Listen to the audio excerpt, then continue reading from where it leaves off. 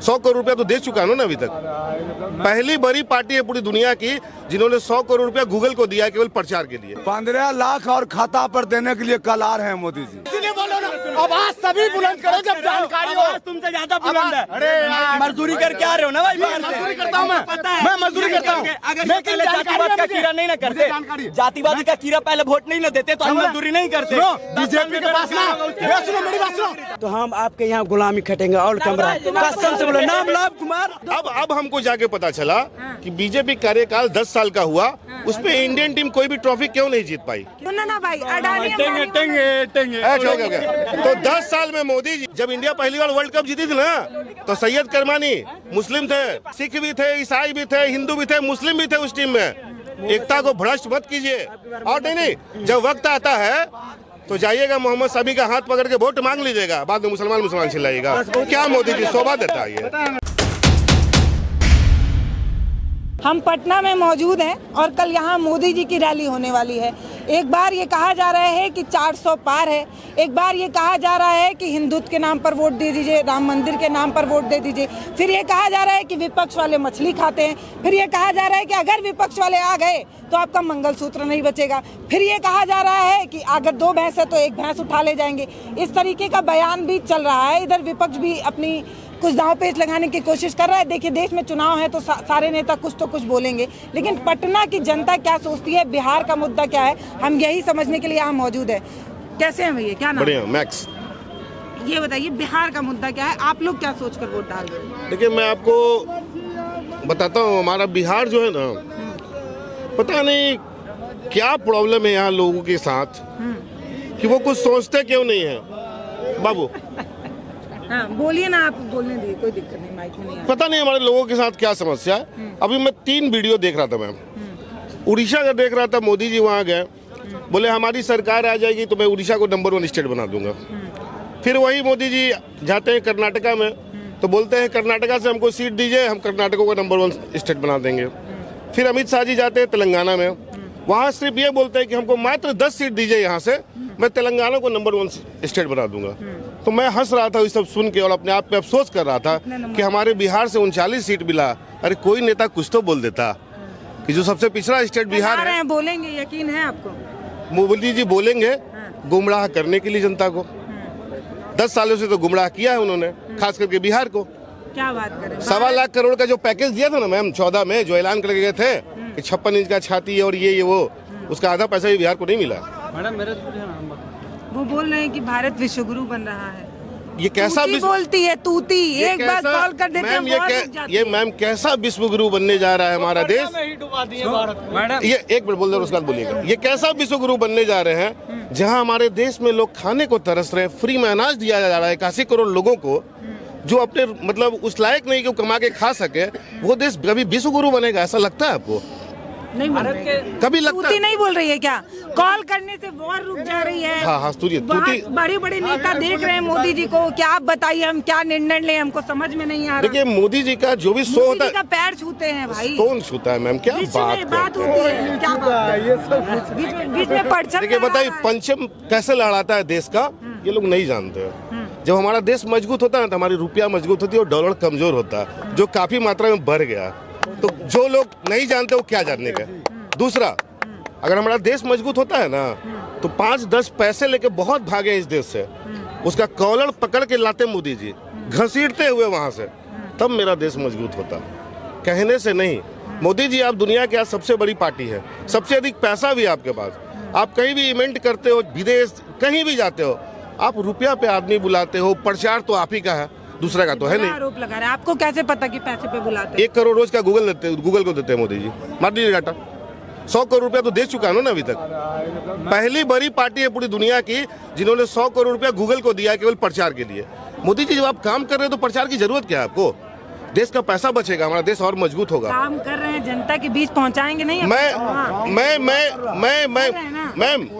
मैं मोदी जी को वोट भी करूंगा। और वर्ष में 20 करोड़ नौकरी दिया है, काम पूरा नहीं हुआ। कौन दिया? मोदी जी 20 करोड़ नौकरी दिया। किसको मिला? हाँ, सब जनता को नौकरी मिला है। और आ रहा है 12 तारीख को 15। कितना नौकरी दिए? 20 करोड़ साल में 2 करोड़ मैडम जी समझे। और 15 लाख ये लोग हंस रहे हैं, आप बोल रहे हैं तो 15 लाख और खाता पर देने के लिए कल आ रहे हैं मोदी जी। 15 लाख देंगे खाता? हाँ, हर गरीब अपना खाता नंबर दिए हैं कि नहीं उनको? हाँ, सब मिला हुआ है, कल देगा सबको। बस यही आज हिंदुस्तान को बचना। मैडम जी एक बात में इसका ऐसा झूठ कोई प्रधानमंत्री ने बंगाल बिहार को विशेष राज्य के दर्जा देंगे, गरीबी दूर करेंगे और एक परदेसी एक बिहारी आदमी परदेश नहीं खटेंगे, 30 को फैक्ट्री देंगे। और महंगाई जो बड़ा है, क्या कह रहा है वो लड़का? इधर आओ, इधर। मैडम जी हम जो ये विशेष राज्य का दर्जा मांग रहे हैं, आपके यहाँ एजुकेटेड लोग कितने हैं? अच्छा वो सब छोड़िए, अलग बात है। आप बताइए, आप पढ़े लिखे कितने हैं, आपको सरकारी नौकरी कैसे मिलेगा? इनसे पूछिए तो। सरकारी नौकरी की बात ही नहीं कर तो रहे। विशेष राज्य का दर्जा का तो बात कर रहे हैं। विशेष राज्य का दर्जा का मतलब भी कुछ होता है। आपको गायत्री मंत्र, कह रहे हैं आपको गायत्री मंत्र नहीं आता। सुनिए, सुनवा दीजिए गायत्री मंत्र। आप पहले जगह पर बोलता है, सब सही जगह पर नहीं होता। सुना दीजिए मैडम जी। लफुआ नहीं है, वो कुछ नहीं जगह पर नहीं करता है। गीता में कितने श्लोक है, ये भी पूछ लीजिए। अरे क्या रहेगा झूठ बोलने वाला? देखिए सुनिए, हर जनेऊ पहनने वाला ब्राह्मण नहीं होता है। जैसे मैं राहुल गांधी और ये बाबा, सिंपल सी बाबा बात इधर है। आइए। मंदिर बना है उससे नहीं खुश है?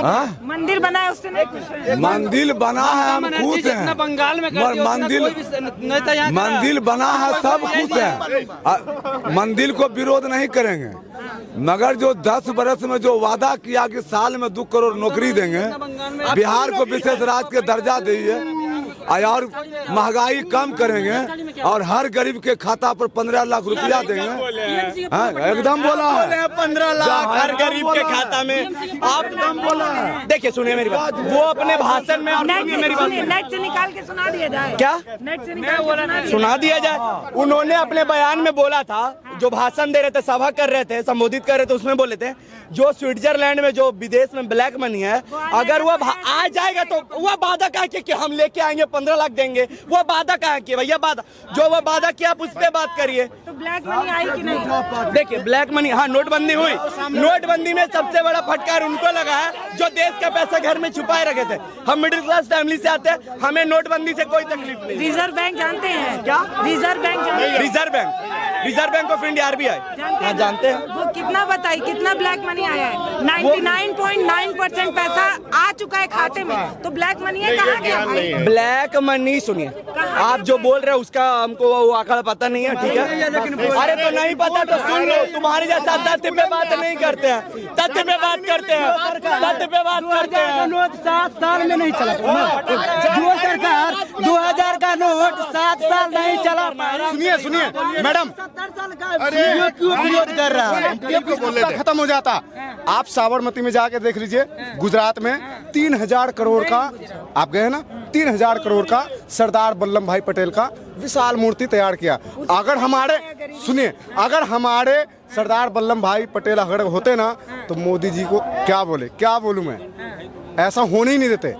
तो हमारी मूर्ति तो बना 3000 करोड़ जी। क्या कहना चाह रहे हैं? वो गरीबों में देते, गरीबी ऑटोमेटिक बांटते नहीं। कितना पैसा बांटे भाई? क्या कितना पैसा चाहिए?